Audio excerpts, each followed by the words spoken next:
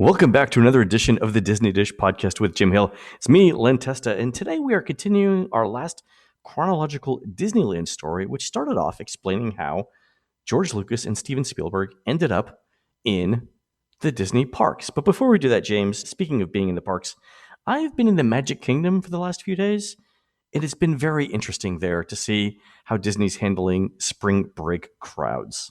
Okay, do tell. I remember back in January, we saw an influx of tourists to Walt Disney World, far beyond what we had expected to see for that time of the year. Mm-hmm. This caught us by surprise. Our crowd calendar numbers were off. You could see online, people were very, very surprised at not only the number of people that were in the parks, but the wait times at the attractions. Well, one of the ideas that we got in our heads was that maybe this wasn't entirely due to a larger than normal number of people visiting the parks. Maybe Disney was trying to cut down on ride capacity, right? Ooh. To save some money.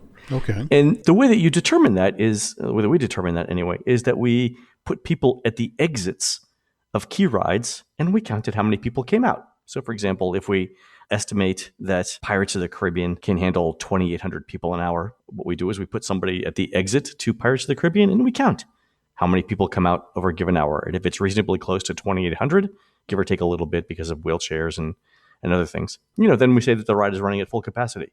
But if the ride is running at 1,400 people an hour, we know something is off, right? Mm-hmm. We started this back on February 15th. And back on February 15th, we did notice that there were a number of attractions that were not running at anywhere close to full capacity. And I'm talking about things like Space Mountain, Seven Dwarfs Mine Train, other attractions like that. But this week, which is, I guess, the first week of college spring breaks, every ride that we've looked at has been running as close to capacity as it reasonably can. So it looks like, and this is my operating theory here, back in January, Disney tried to see if it could cut capacity and save some money on rides, but it soon found out that it can't cut ride capacity because the lines get really, really long.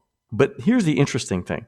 Now that Disney's running the rides at full capacity day after day after day, I'm starting to see a lot of ride breakdowns. Mm-hmm. So for example, yesterday when I was at the Magic Kingdom, Pirates was down for a normal refurbishment. They're getting rid of the redhead, but Space Mountain was down, TTA was down, Big Thunder didn't even open with the park and it was down most of the day.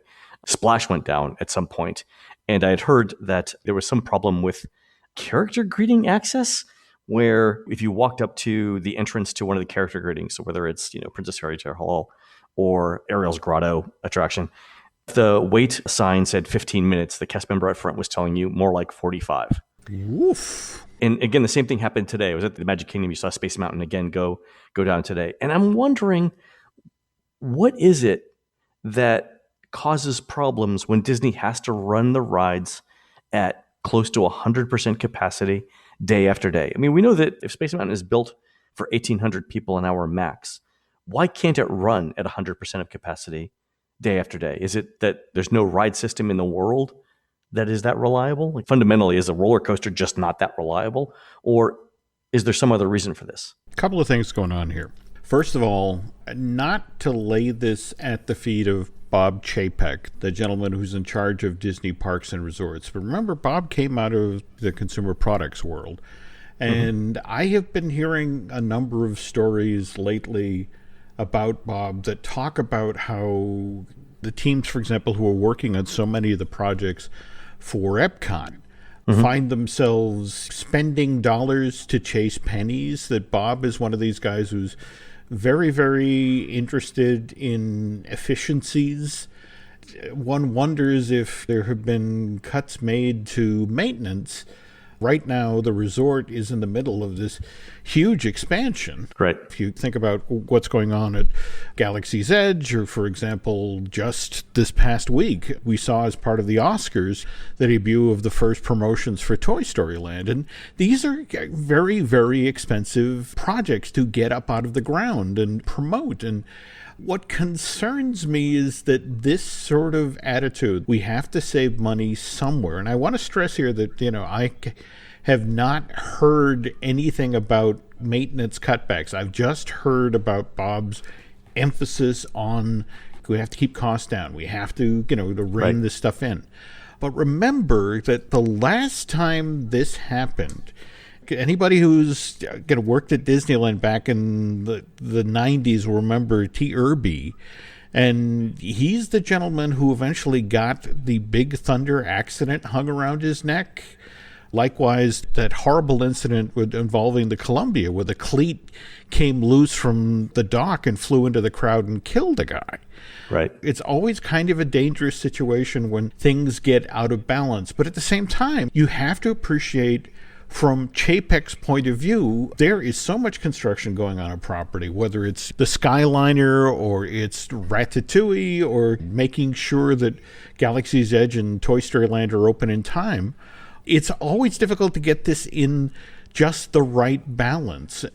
It's not like they didn't know that they were going to have crowds show up for spring break, and so let's make sure that we're on top of our maintenance, because you don't want to be somebody who's paid the money it costs now to get into a Disney park for the day and be walking from attraction to attraction and go, I'm sorry, we're down, come back in a half hour, I'm sorry. Well, that's exactly it. So in between the thing that I was doing, timing wait times at the rides, I was escorting a group of 4 family friends around the park. So I laid out a touring plan for them, and they were only there for 2 days. So they had bought a 2-day park hopper ticket, which I think it was $264 a person. So they get to the Magic Kingdom, and immediately, Pirates is closed, which I understand. But then Big Thunder goes down, Splash Mountain goes down, Space Mountain goes down, TTA was down.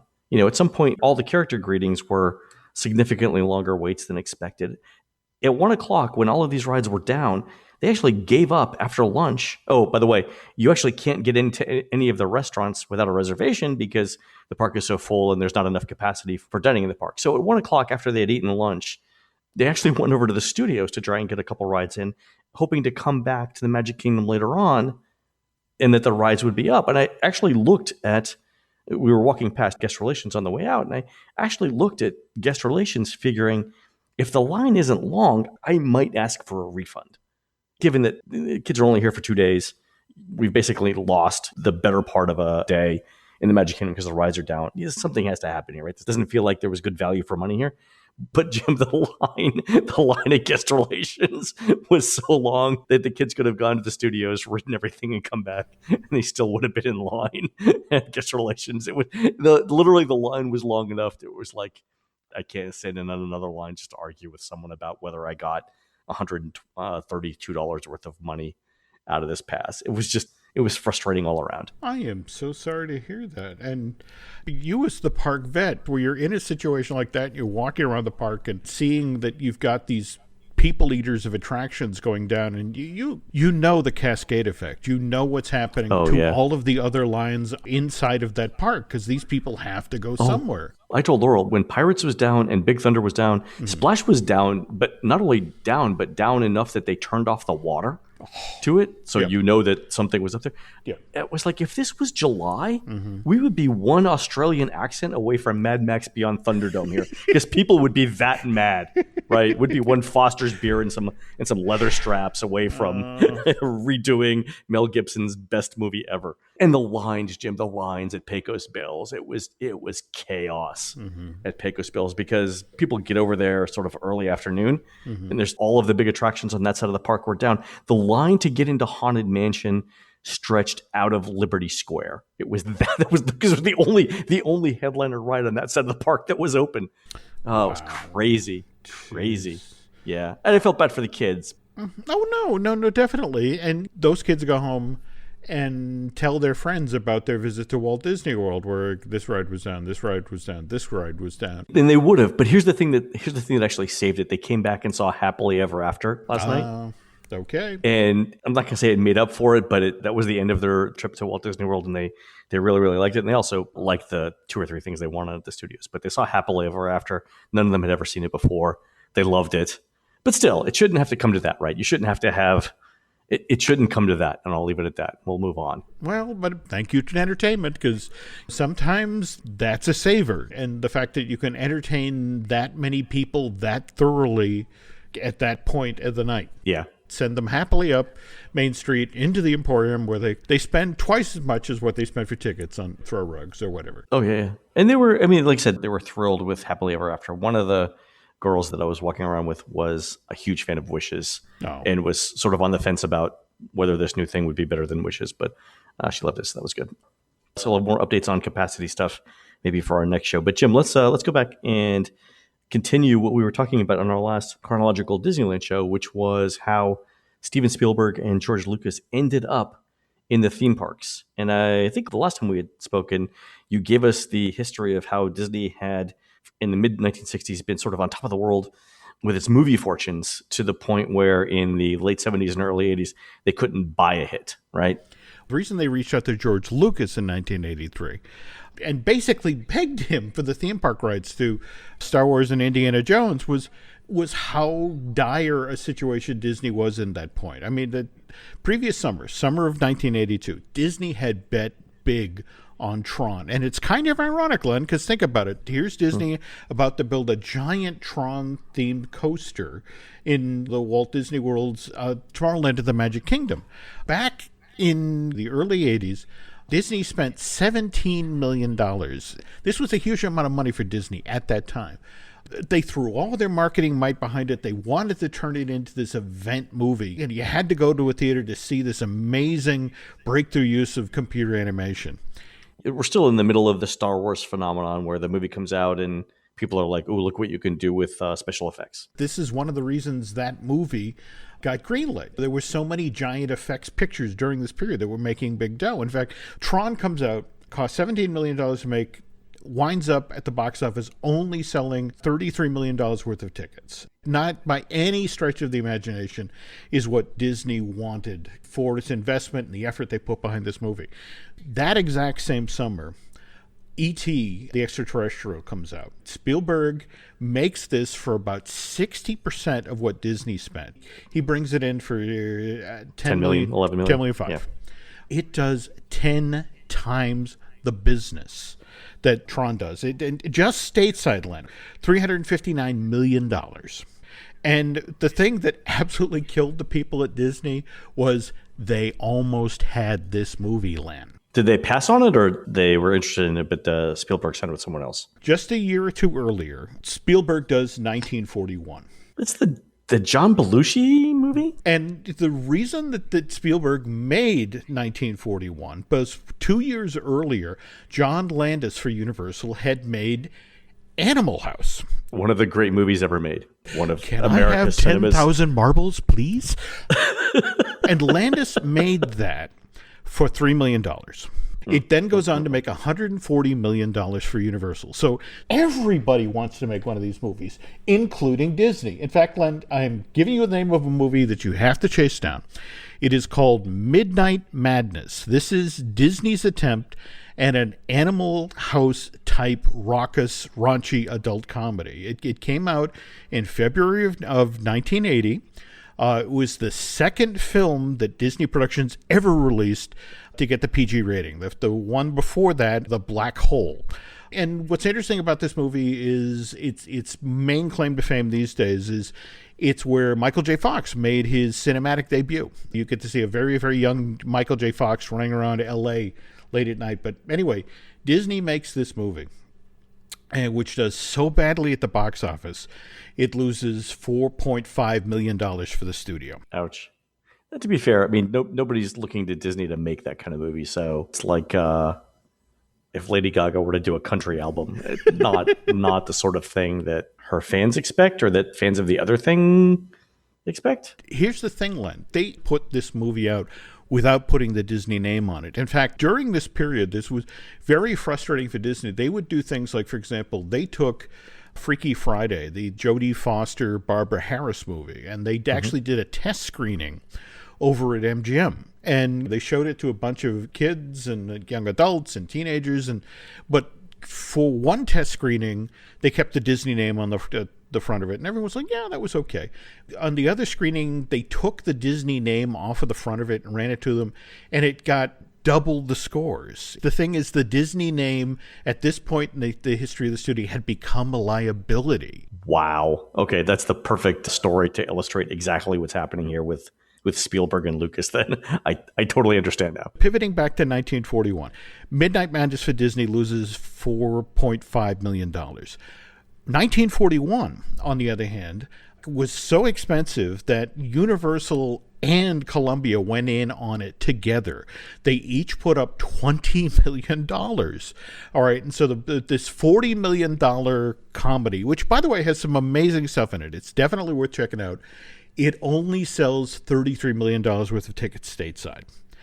And Spielberg is now in the doghouse because it's like two of the majors put up the money for this thing and lost their shirts. And meanwhile, George Lucas is kind of also in the doghouse at the same time, because the previous summer, summer of 79, he made more American Graffiti. Ever seen this, Len? No, and I don't think anyone else in the world has, James. Well, that's true. Okay, because again, same thing. The original American Graffiti made in 73. Yeah, that's sort of how he got his name, right? That's it exactly. That's how he made his bones, yeah. Only cost $777,000 to produce, went on to make $140 million stateside. So it was like, but here's more American Graffiti, which costs 4 times as much, $3 million, and only sells $15 million worth of tickets.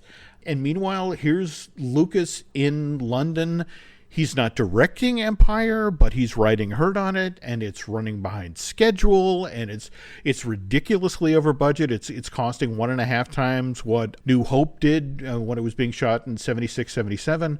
And so Spielberg and Lucas are kind of dealing with the fact that they're both relatively young guys at this point. This is their first real time being in kind of the doghouse. And there's a lot of the old studio heads that, frankly, aren't really happy with Lucas and Spielberg because they've changed the business with these summer blockbusters and their merchandising deals and all that sort of thing. So they're happy to punish them. So they're kind of getting frozen out. And meanwhile, they have this project that the two of them really, really want to do together. And in fact, when Steven Spielberg finished making Jaws in 1975, he was exhausted and he was just so stressed out about the movie. He decided he was going to get it as far away from Hollywood as it could. He flies out to Hawaii for the opening weekend of Jaws, and he's sitting on the beach making sandcastles, and the hotel staff keeps running out to him with a phone where the Universal executives are, oh my God, it made this much money. Oh my God, it made this much money. And so 2 years later, here's George Lucas, same situation. He's finished New Hope. He's hopelessly stressed out, and Spielberg's like, hey,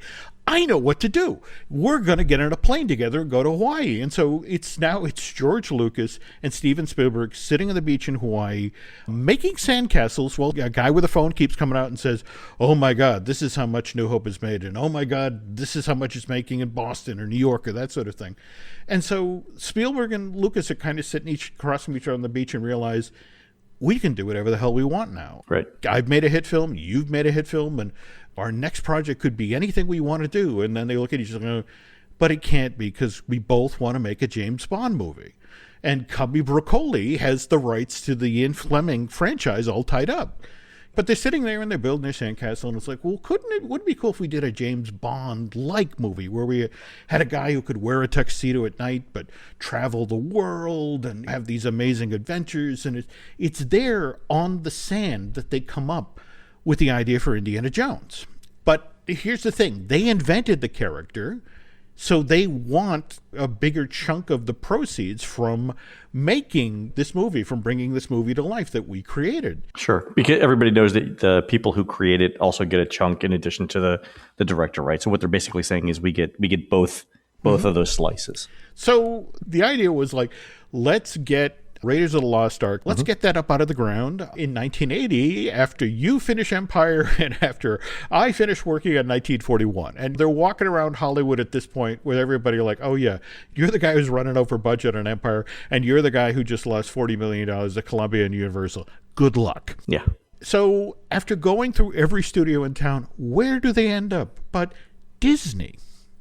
And the thing is that Spielberg, at this point, actually does have a relationship with Disney, because remember, When You Wish Upon a Star is featured in quite prominently in Close Encounters, and likewise, anyone who's seen 1941 knows there's that wonderful scene where Robert Stack goes into a theater on Hollywood Boulevard to get away from all the crazies. He's sitting there and he's watching Dumbo. Lucas, because he wanted the Star Wars storyteller albums to really reach kids, he had those done by Disneyland Records. So it's like, look, we have a relationship with Disney. Go talk to them.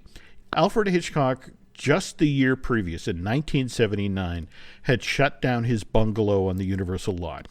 And Spielberg was like, God, I'd love that. I'd love to have a studio that was my home. And he's walking around the Disney lot, which, remember, looks like a college campus. And so he pitches Ron Miller about, I want a home. I want a place where I can set up all my films. You guys are the masters of visual effects, and you've done all these great animated films. And, hey, I've got ideas for animated films. And in fact, I've got an idea for what's a perfect Disney movie. It's about this little alien who actually gets left behind. And he befriends a kid, and the kid figures out how to communicate with the aliens left behind, and they come and get him. And it's like Disney kind of looking at Spielberg, and it's like, you're the guy who just lost $40 million. Just that previous Christmas, Disney had put out The Black Hole, which they'd spent $17.5 million in, and they watched all that money disappear into a black hole because nobody went to that movie. Yeah, so Disney's at the point now where they don't have confidence in their own abilities to choose a project in management, and they also don't have confidence in Spielberg's ability to deliver a project on budget. So you kind of understand why at this particular moment in time, they don't partner with him. The absolute deal breaker is Spielberg mentioned that he wants to bring in John Williams to do the score because John's done all of this wonderful work for Jaws and Close Encounters. I mean, if you like that sort of, American classics thing, if that's what you're looking for in a film score, the majestic sort of symphonic sound, if that's what you're into, I guess.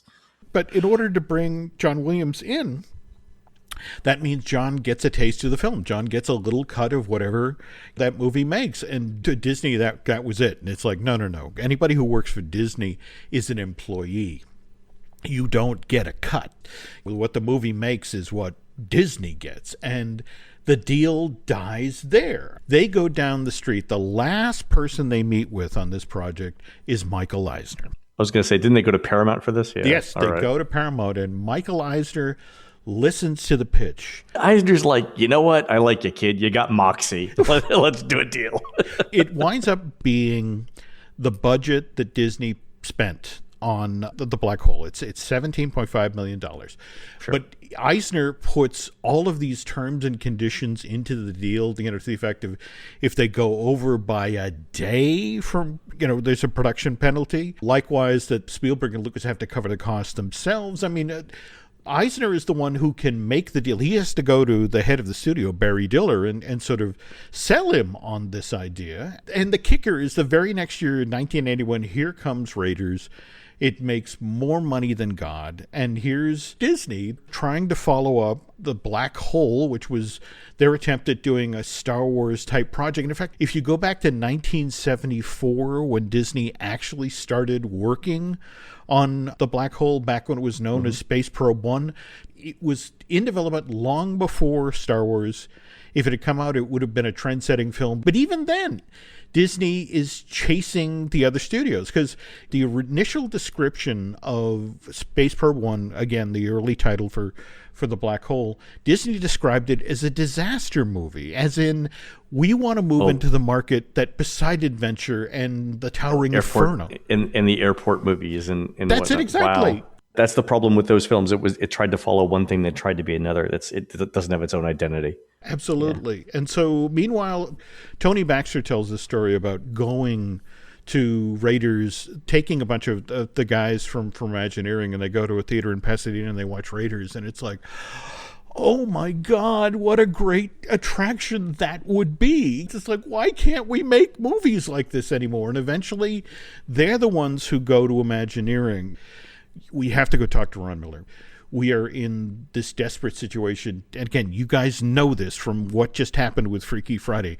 We are making movies that nobody wants to go to. The problem is that the movies are what put gas in the tank for the parks. And it's like, Tony said, look, come into the model studio. Let me show you something. At this point, they're working on New Fantasyland for Disneyland. It was a redo of the 1955 version of Disneyland. What year is this? This has got to be 81, 82, because the land itself starts open in 83.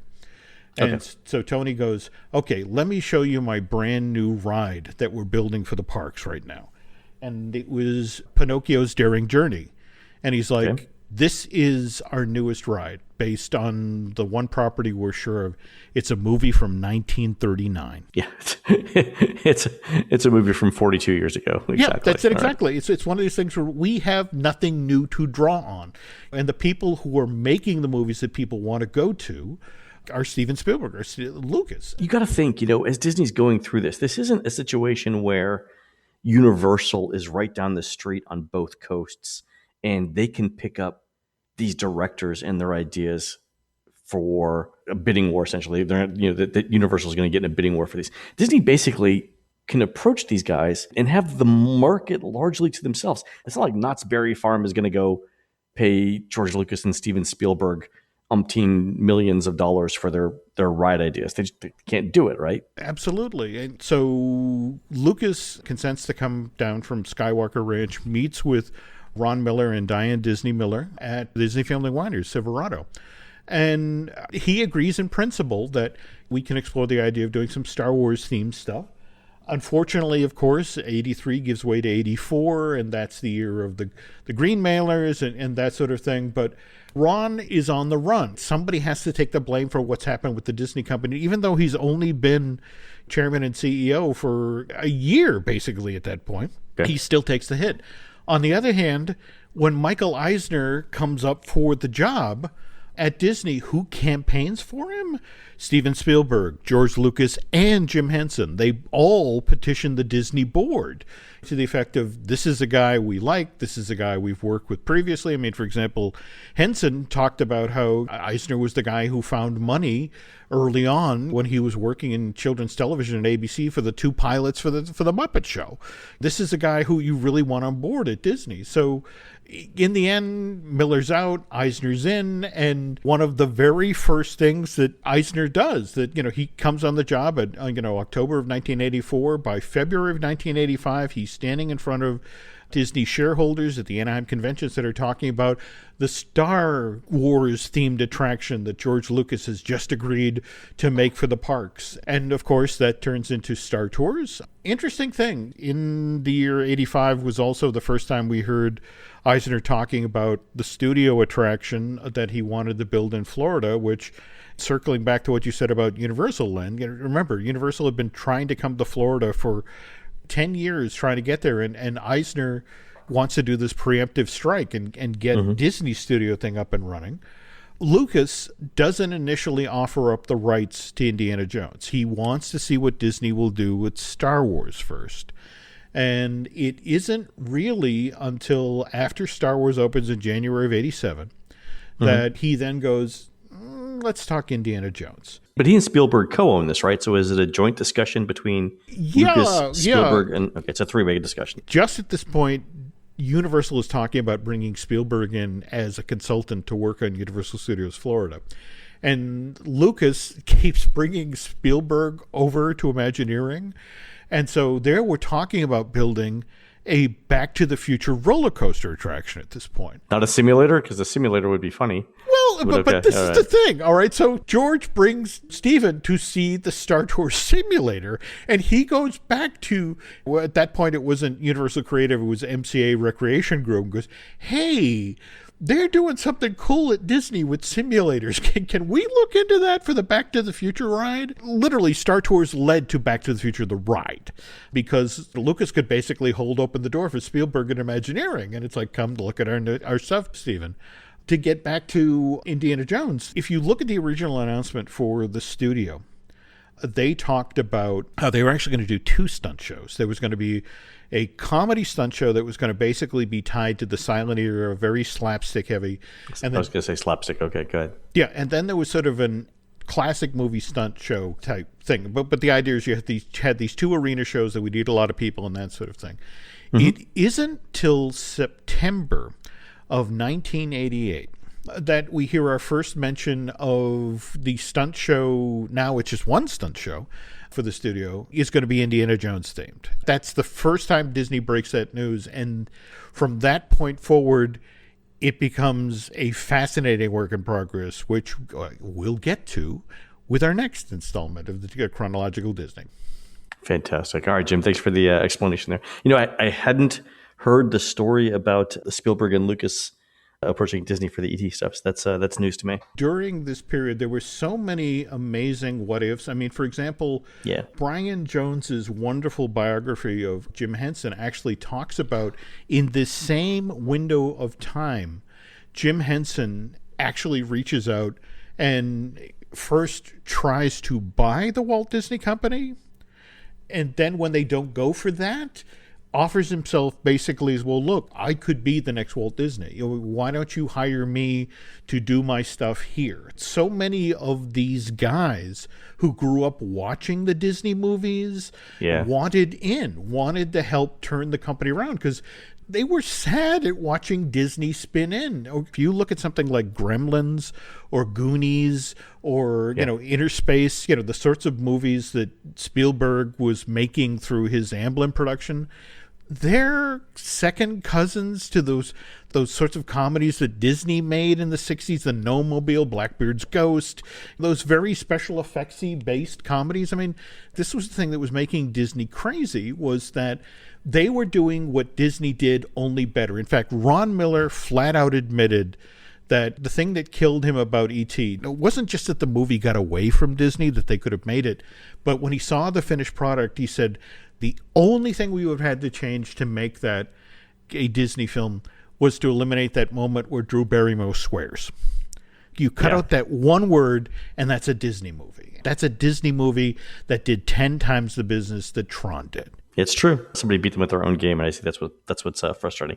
All right, so we'll talk about how the stunt show and other attractions end up at the park on our next show. Yeah, and boy, the thing about the stunt show, Disney made a choice very early on that they didn't want professional stunt people. They wanted gymnasts. I was going to say amateurs, which sounds horrible, but yeah. Oh, and boy, did OSHA get involved really soon. And the interesting thing is that when we start to move to California and what they did with the stunt show there, that actually led to the Young Indiana Jones television show. But again, we'll get that next show. Also, we're going to talk about the Indiana Jones ride at Disneyland, because, fun fact, that's actually the ride for which I've waited the longest in line ever, 4 hours.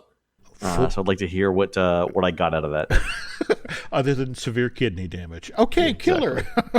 All right, folks, you've been listening to the Disney Dish podcast with Jim Hill. Please go into iTunes and Stitcher and rate our show and tell us what you would like to hear next. Don't forget, we are produced fabulously by Aaron Adams. For Jim, this is Len. We will see you on the next show.